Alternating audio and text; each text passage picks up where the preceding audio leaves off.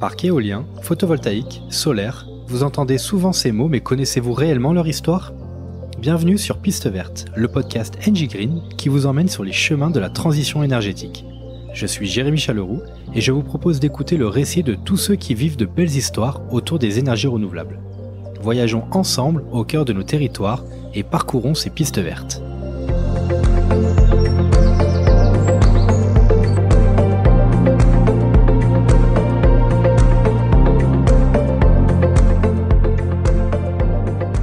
Bonjour à tous et bienvenue sur Piste Verte. Pour ce deuxième épisode, je vous emmène à Volgesheim, une petite commune de 2700 habitants dans le Haut-Rhin. Je suis actuellement devant la centrale solaire implantée à 3 km du centre du village. Autour de moi, il y a des champs à perte de vue et au fond, je peux apercevoir la route départementale 468 qui relie Lauterbourg dans le Bas-Rhin à Bâle en Suisse. Ce territoire est particulier car c'est ici que se trouve la centrale nucléaire de Fessenheim, mise à l'arrêt en 2020. Un an plus tôt, le ministère de la Transition écologique a publié l'appel d'offres « Transition énergétique du territoire de Fessenheim » pour réaliser des installations de production d'énergie solaire dans le Haut-Rhin. C'est ainsi que naît le projet de Volgesheim, porté par la société d'économie mixte locale Vialis et Engie Green. Il témoigne de la résilience du territoire et de son volontarisme pour continuer à agir en faveur de la transition énergétique, sans opposer les énergies entre elles, mais en saisissant toutes les opportunités. Une vision pragmatique et constructive partagée par tous les acteurs du projet.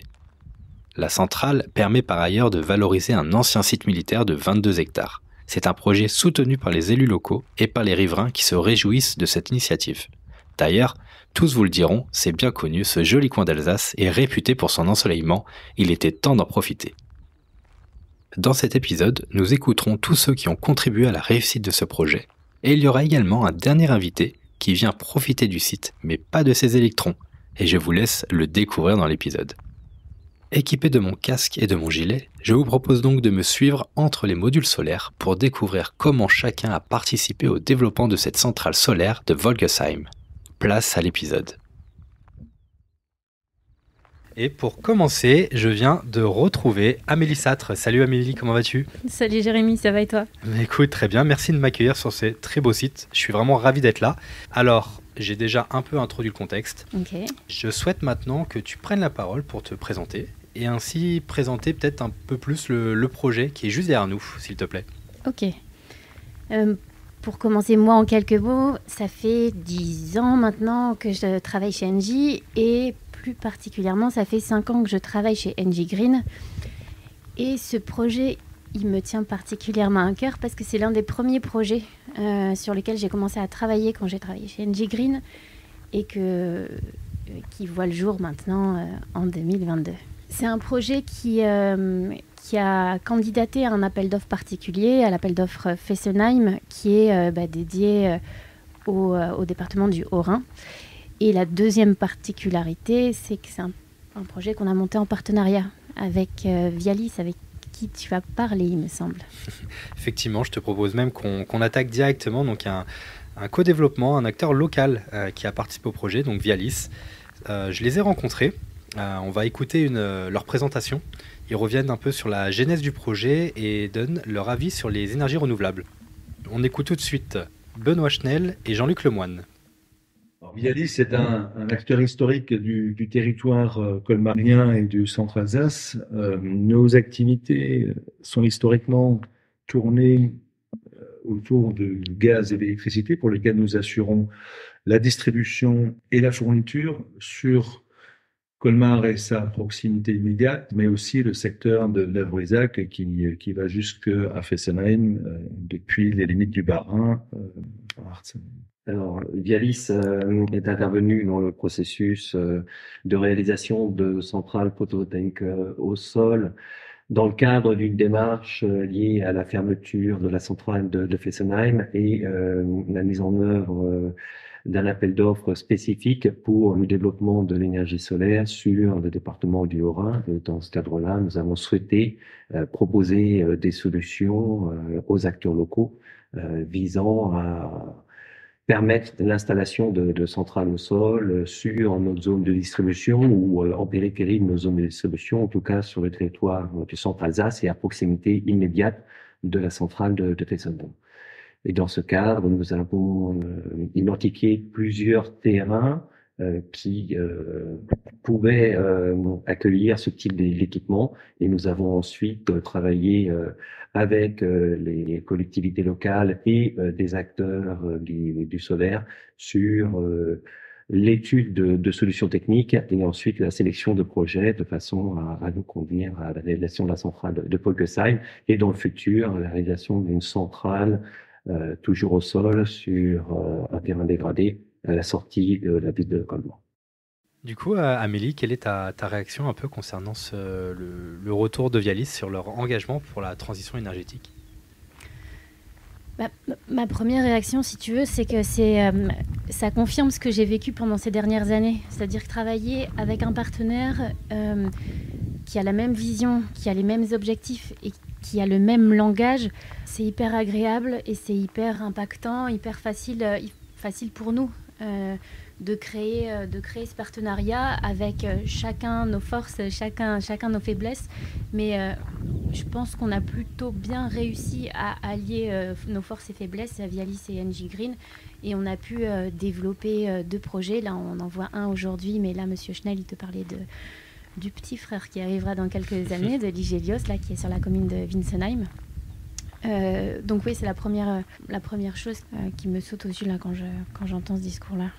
Effectivement, je suis tout à fait d'accord avec toi. C'est vrai qu'il y a une synergie quand on est tous alignés sur les mêmes valeurs. Ça aide à projeter et à avancer plus vite en tout cas.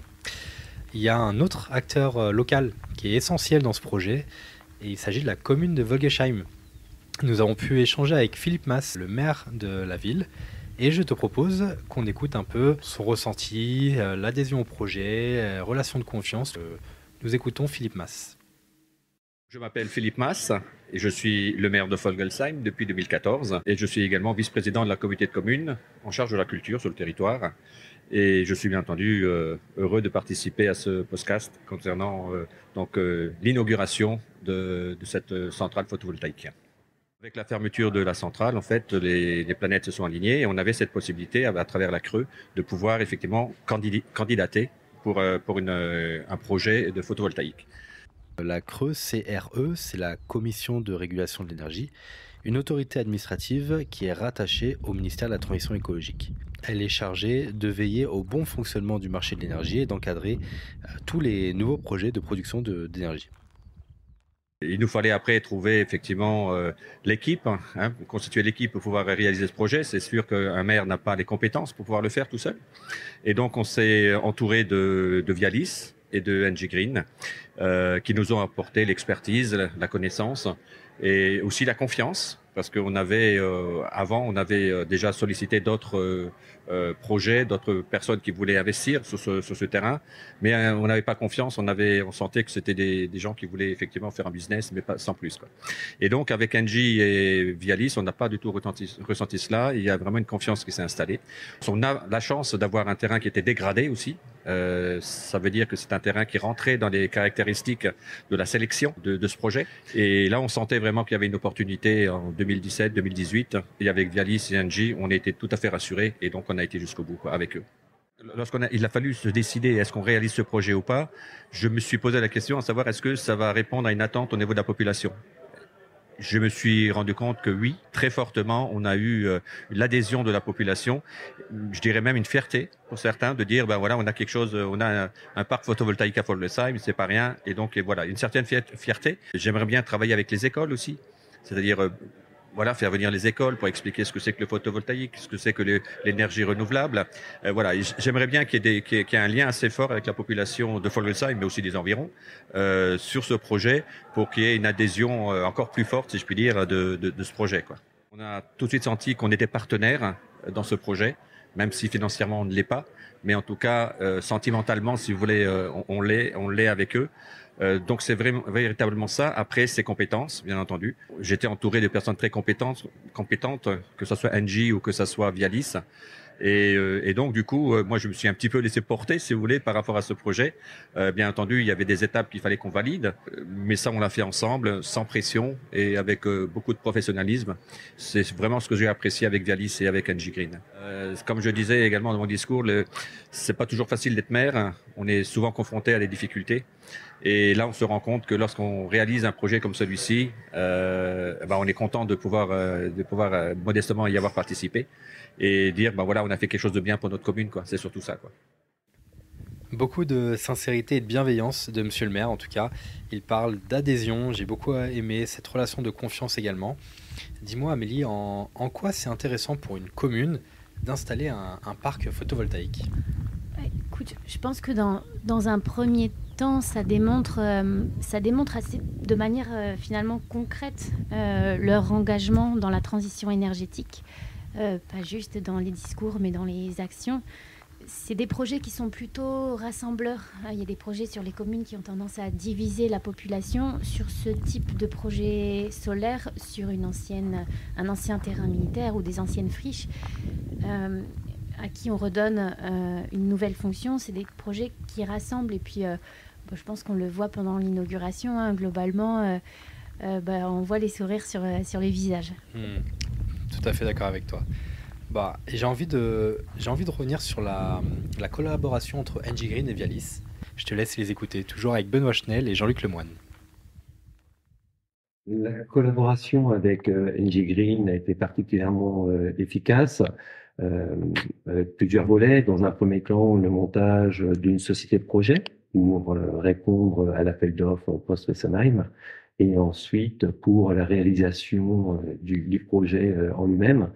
Côté Vialis, nous sommes intervenus spécifiquement sur les sujets liés au raccordement de la centrale et aux différents points techniques nécessitant l'expertise du gestionnaire de distribution des ECT. Et nous avons également apporté notre expertise concernant les échanges avec les interlocuteurs locaux, par exemple avec les services de la préfecture ou avec les collectivités concernées par le projet.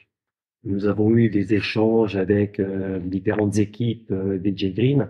Les premiers échanges étaient avec les personnes en charge de répondre aux appels d'offres de la CRE concernant l'installation de centrales photovoltaïques au sol. Ensuite, nous avons travaillé avec les équipes en charge de la préparation des dossiers environnementaux et la préparation du permis de construire. Et enfin, avec les équipes en charge de la construction de ce type de centrale. Et prochainement, nous serons en contact avec une autre, même dernière catégorie d'équipes d'NG Green, celle en charge de l'exploitation. Ce que j'ai appris à travers ce projet, c'est la nécessité de combiner des compétences pour l'atteinte d'un résultat. C'est vrai au quotidien, on a des exemples à travers les activités qui sont les nôtres historiquement, mais là encore davantage, puisque on a une combinaison ici qui part d'un cahier des charges national qui a été édicté par le gouvernement, auquel il a fallu trouver diverses réponses techniques, juridiques, financières, et j'en passe. Et c'est bien la combinaison de l'ensemble de ces compétences mises bout à bout, mais à travers deux entreprises qui sont complémentaires en l'occurrence, qui nous a permis d'aller de l'avant et d'entrevoir la finalisation efficace de ce projet. Je pense que l'humilité des uns et des autres a permis de faire en sorte qu'il y ait, comme je le disais tout à l'heure, une réelle acceptabilité du territoire de notre projet. Je pense qu'il le plus dangereux dans ce genre de démarche, c'est de venir avec une approche péremptoire. Mais l'efficacité est dans une approche de concertation, et je pense que c'est ce que nous avons réussi à faire. Ça suppose simplement que les acteurs se parlent, et c'est ce que nous avons fait au quotidien, et je pense qu'on a on a réussi à unir ici des compétences vraiment extrêmement intéressantes et qui nous ont permis de finaliser ce projet, et on l'a vu hier, avec une très grande satisfaction de l'ensemble des parties prenantes. On a entendu Vialis parler de la construction. Justement, en parlant de la construction du parc, il y a eu quelques surprises. Je te laisse écouter un petit extrait avec le maire et on en reparle juste après, Amélie. Disons, ce qu'il faut dire, ce qu'on peut dire, c'est que comme c'était un ancien terrain militaire, on est passé par une phase avec Vialis et NG Green assez compliquée quand il fallait enlever tous les obus qui effectivement enterrés sous terre. On avait estimé le nombre d'obus en faisant un test. Et en fait, il y en avait beaucoup plus que ce qui était prévu. Et à chaque fois qu'il y avait un coup de pelle, il sortait, j'exagère un peu, mais c'est un peu ça, quoi. Donc il y avait effectivement pas mal d'obus qui étaient encore présents sur le site. Et alors je pense que c'était quelque chose de particulier pour nous, pour Vialis aussi, pour Engie, parce que ce terrain avait une caractéristique, c'est qu'il servait effectivement à des campagnes de tir de l'armée il y a quelque temps.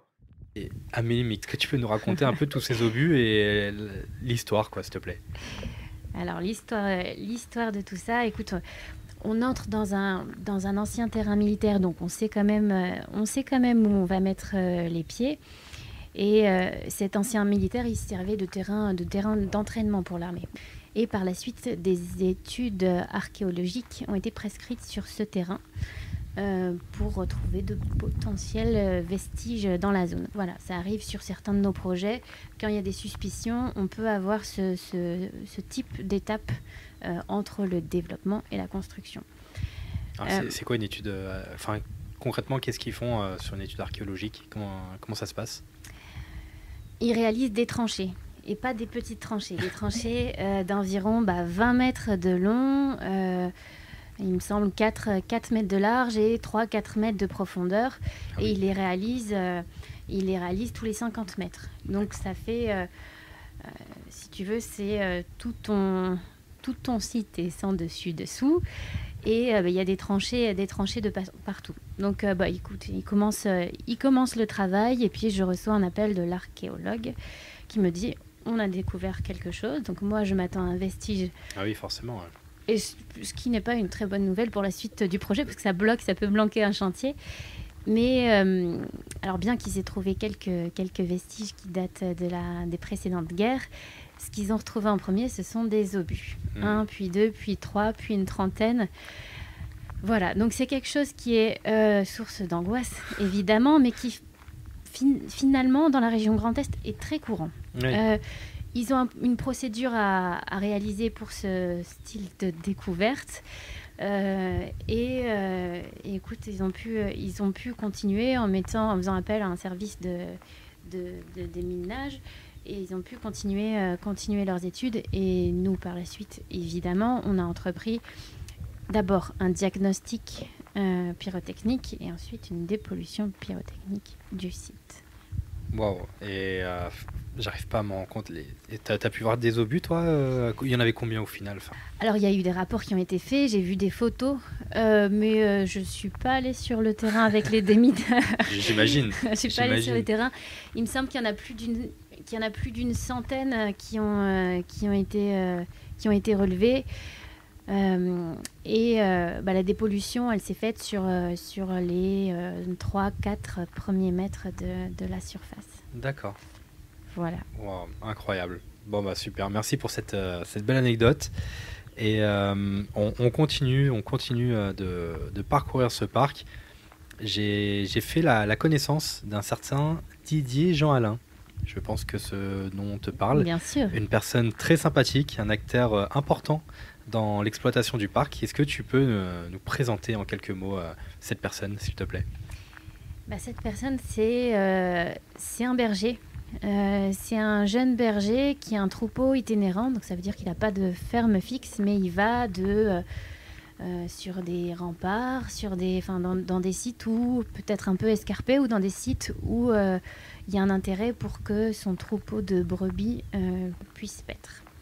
Et du coup, on l'a rencontré, ce monsieur, parce qu'il travaille sur la partie sud du site, qui est gérée par le Conservatoire des sites naturels alsaciens. Et on lui a parlé du projet. On lui a dit que le package de troupeaux de brebis sous les panneaux, c'était quelque chose qui se faisait. D'ailleurs, c'était quelque chose que lui en avait déjà entendu parler. Donc, ça s'est concrétisé. Les discussions ont avancé avec lui. Et écoute, aujourd'hui, oui, il est sur le site. Ah, génial. Justement, en le rencontrant, on a pu enregistrer quelques minutes avec lui et je te propose d'écouter un peu son discours. Avec plaisir. Didier Jean-Alain, je suis éleveur à titre principal avec ma femme. On est éleveur sur Rustenart. On a 450 brebis de race viande en bio, en vente directe. Oui, c'est une activité qu'on fait premièrement par passion et ensuite pour essayer d'en vivre. Donc voilà, on s'occupe des naissances, de changer les parcs, de leur apporter de l'eau, de les déplacer. Alors qu'un berger, ce sera plus une personne qu'on confie le troupeau ou qu'on mélange les troupeaux et sa mission, ce sera de bien nourrir les animaux. Alors du coup, cette centrale solaire, donc moi je pâture le site, c'est un site conservatoire alsacien qui est juste à côté, un site à enjeu écologique que je pâture depuis 3 ans. Quand le projet de la centrale solaire s'est fait, la responsable à la création, Amélie Satre, m'a contacté pour voir si je serais intéressé de pâturer sous les panneaux. Et c'est quelque chose qui n'existait pas sur l'exploitation. Et donc qui éventuellement était possible pour notre exploitation. Donc on a réfléchi au projet et là le projet aboutit et le pâturage commence sous les panneaux. Les différences, c'est les points de vue sécurité, on a quelques contraintes. Après, donc les panneaux, on va profiter de l'ombrage pour l'été. Et la différence, c'est on a moins de visibilité qu'en plein champ. Les avantages de pâturer la centrale, nous, dans notre région, en Alsace, le foncier est assez compliqué à trouver. Donc ça nous permet, nous, de rajouter 20 hectares de la centrale en affouragement pour nos brebis. Donc ça va représenter une quantité d'herbe non négligeable sur l'exploitation. Donc ça permettra aussi de consolider l'exploitation sur cette surface fourragère. Merci à Didier Jean-Alain, un berger qui sera donc présent sur site avec ses moutons. C'est vraiment une belle image de cohabitation entre ces animaux et ces panneaux photovoltaïques. Dans la continuité de ce qu'il disait, je souhaite passer sur le sujet de la biodiversité avec toi, Amélie. On parle beaucoup de démarches environnementales. Juste avant, tu parlais du partenariat avec le Conservatoire des sites naturels alsaciens. Est-ce que tu peux nous en parler un peu plus, s'il te plaît ?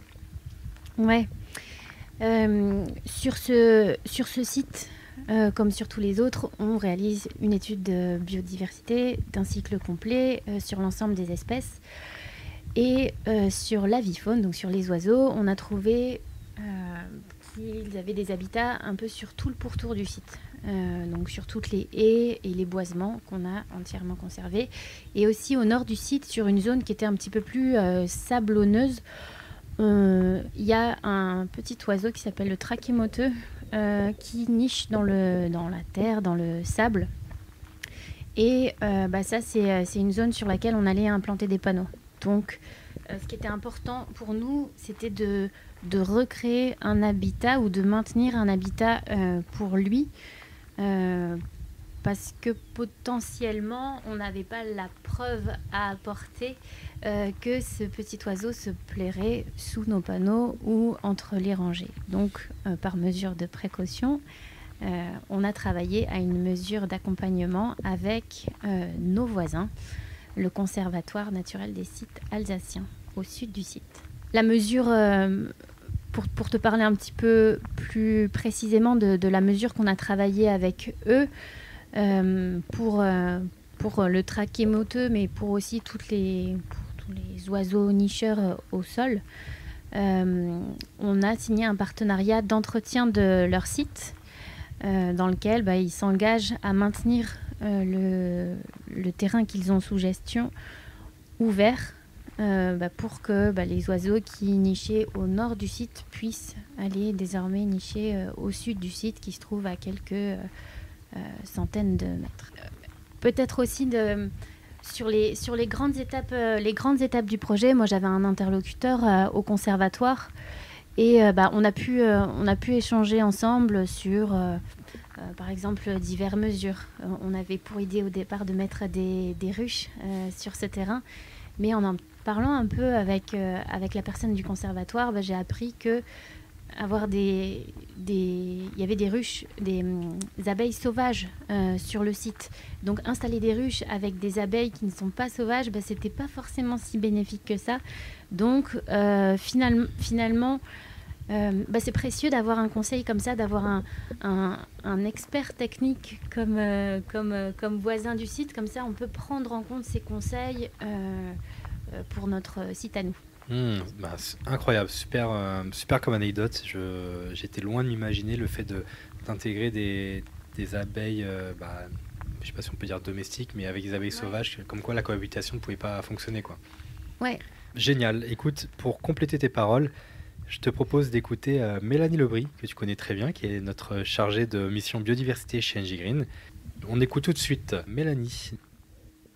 En phase d'exploitation, on va avoir un certain nombre de suivis, donc ils vont être assez répétés au fil des années. Donc il y aura un suivi sur les 3 premières années d'exploitation du parc, où on va vérifier justement qu'il y a bien une bonne repousse de la végétation, que les insectes colonisent bien l'espace entre les panneaux, que les oiseaux peut-être colonisent le parc. Donc tout ça, c'est vérifié par un bureau d'études indépendant une fois que le parc est mis en service. Le parc solaire est implanté sur un ancien site de manœuvre militaire, mais cela ne veut pas dire qu'il y a moins de biodiversité. Seulement, ça va être une biodiversité qui risque d'être un petit peu différente de ce qu'on va rencontrer sur des prairies naturelles. Il y a beaucoup d'espèces qui vont venir coloniser justement ces milieux qui sont délaissés par l'homme. C'est des espèces qui souvent sont assez protégées d'ailleurs. Et donc on va retrouver quand même un cortège d'espèces qui est assez intéressant sur le site de Vogelsheim. La biodiversité rencontrée sur des milieux ouverts comme le site de Vogelsheim vont être adaptées, enfin les espèces vont être adaptées à ce type de milieu, comme on peut avoir des espèces adaptées au milieu forestier. Les espèces qu'on rencontre en plaine sont certes différentes des milieux boisés, mais on va rencontrer quand même une biodiversité généralement très élevée sur les prairies. On va avoir davantage d'insectes. Les insectes sont un petit peu la base de la chaîne alimentaire, donc on va retrouver tous les animaux qui vont se nourrir de ces insectes, donc oiseaux, chauves-souris, etc. Ce qui fait quand même une certaine richesse des prairies, qu'elles soient naturelles ou dans le cadre de Vogelsheim un peu plus anthropisées. Un projet comme ça se fait pas tout seul. Le fait d'avoir, je le répète, mes partenaires locaux, on parle de Vialis, tu as parlé pour la partie biodiversité du conservatoire des sites naturels alsaciens, c'est tout un tout et qui permet vraiment d'avoir une bonne symbiose, des très bons échanges et de pouvoir avancer correctement ce projet. Écoute, Amélie, on arrive bientôt sur la fin de l'épisode. J'avais une petite question à te poser sur un peu toi, ce parcours-là. Qui a été assez long, comme tu le disais tout à l'heure. Quel a été ton meilleur souvenir ? Ce qui me reste en tête, je pense, c'est l'événement de la première pierre qu'on a fait, où tout le projet que tu as travaillé pendant plusieurs années, tu commences à le voir sortir de terre. Et ça, c'est une journée un petit peu spéciale où il y a un petit peu d'émotion, alors que c'est notre cœur de métier, hein, c'est notre travail de faire ça, mais comme ça prend un peu de temps, quand tu vois ton projet qui sort de terre, ça fait bien plaisir. J'imagine. Donc la première pierre, ton meilleur souvenir sur ce parc. Ouais. Effectivement, c'est très très beau. Et moi, Amélie, je voudrais te remercier de m'avoir fait visiter ce parc, d'avoir discuté ensemble, m'avoir accompagné pour cet épisode. Donc un grand merci. Je vais laisser les mots de la fin à Vialis avec Benoît Schnell et Jean-Luc Lemoine. Et c'est l'occasion pour moi de les remercier encore une fois d'avoir témoigné et répondu à mes questions. Je remercie également Monsieur le maire, Philippe Mas, pour son temps et son partage d'informations. Je n'oublie pas de saluer notre berger, Didier Jean-Alain, à qui je souhaite de belles années d'exploitation sur ce très beau parc. Enfin, merci à Mélanie du pôle biodiversité et encore une fois à toi Amélie de m'avoir accompagné tout au long de cet épisode. Voici tout de suite le mot de la fin de Vialis et je vous dis à très bientôt. Salut. Salut Jérémy. C'est un site exceptionnel, une très belle réalisation, et ce sont les retours que nous avons des différents acteurs, et entre autres d'acteurs qui ont l'habitude de travailler sur ce type d'installation. Et nous sommes vraiment sur un site remarquable, d'importance, avec une implantation et une réalisation particulièrement réussie. Et à titre personnel, pour répondre à votre question sur l'intérêt que nous pouvons avoir à la réalisation de ce type de centrale, ayant commencé mon expérience professionnelle dans l'industrie pétrolière, c'est vraiment une grande satisfaction de participer à la réalisation de ce type de projet d'énergie décarbonée, qui va dans le sens que nous devons donner à la production d'énergie mondiale de façon à viser une neutralité carbone. Donc c'est une réelle satisfaction de pouvoir participer à ce type de réalisation. J'espère que cet épisode vous a plu. N'hésitez pas à le partager autour de vous. Si vous souhaitez en savoir plus sur nos parcs, alors rendez-vous sur notre site internet engie-green.fr. Vous pouvez également nous contacter et poser toutes vos questions sur Twitter et LinkedIn. Les liens sont disponibles dans la description du podcast. On se retrouve très vite pour une nouvelle histoire sur Piste Verte. À bientôt.